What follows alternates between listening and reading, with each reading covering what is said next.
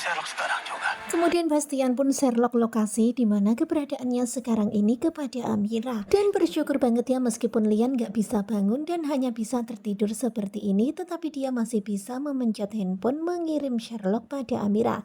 Sehingga sekarang ini akhirnya mereka mengetahui keberadaan Lian Bagaskara.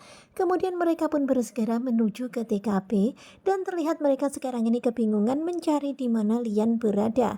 Mereka sudah berada di titik itu tetapi Lian belum terlihat. Kemudian mereka pun menyebar mencari keberadaan Lian. Suasana begitu sangat gelap, mereka sudah memanggil-manggil tetapi belum ada juga sahutan dari Lian. Kalian bisa lihat sekarang ini Lian masih terkapar seperti ini. Kemudian akhirnya Amira pun berpikir untuk segera menelpon aja, siapa tahu nanti akan ada jawaban dari Lian. Benar-benar kasihan banget ya nasib Lian, sepertinya badan Lian sakit semuanya dan gak bisa bergerak, hanya bisa terdiam dan sedikit pergerakan saja. Kemudian Amira pun teringat untuk menelpon Lian, siapa tahu nanti akan ada suara nada deringnya ataupun jawaban dari Lian. Dan kalian bisa lihat nih, bersyukur banget ada suara nada deringnya hingga mereka akhirnya mengetahui keberadaan Lian sekarang ini. Dan mendengar nada dering itu mereka pun langsung berusaha untuk menuju ke arah itu. Dan hingga pada akhirnya mereka menemukan keberadaan Lian Bagaskara yang terkapar seperti ini. Lian memanggil-manggil Amira, Amira pun langsung menuju ke arah Lian. Benar-benar mengagetkan ya melihat kondisi Lian yang seperti ini. Kalian Amira begitu sangat khawatir dengan keadaan Lian, tetapi Amira bersyukur mereka sudah menemukan Lian. Sementara itu terlihat Lian begitu sangat terharu karena Amira sangat mengkhawatirkan dirinya. Sementara itu terlihat Adam yang terus menatap ke arah sang papa. Di dalam hati Adam pun sedih banget gak menyangka kalau ternyata Galang tega berlaku seperti ini kepada Lian.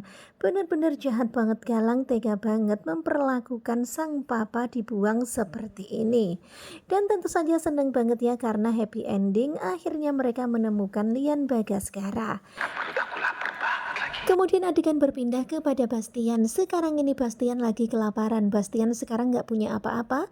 Dia nggak punya duit, nggak punya kartu kredit, nggak punya debit dan lain sebagainya. Akhirnya Bastian pun berpikir untuk merampok orang yang jalan di area itu. Dan hingga pada akhirnya Bastian pun melihat ada seseorang di tempat itu. Dan sepertinya itu adalah target yang cocok dan ternyata itu adalah Reno, anaknya sendiri. Ketika Bastian mengetahui kalau ternyata itu adalah Reno, betapa kagetnya Bastian. Padahal tadi dia udah mengancam serahkan uangmu. Saya juga nggak ada duit. Dan benar-benar kocak banget ya Reno menjawab kalau dia nggak ada duit. Aduh sama dong nggak ada duit.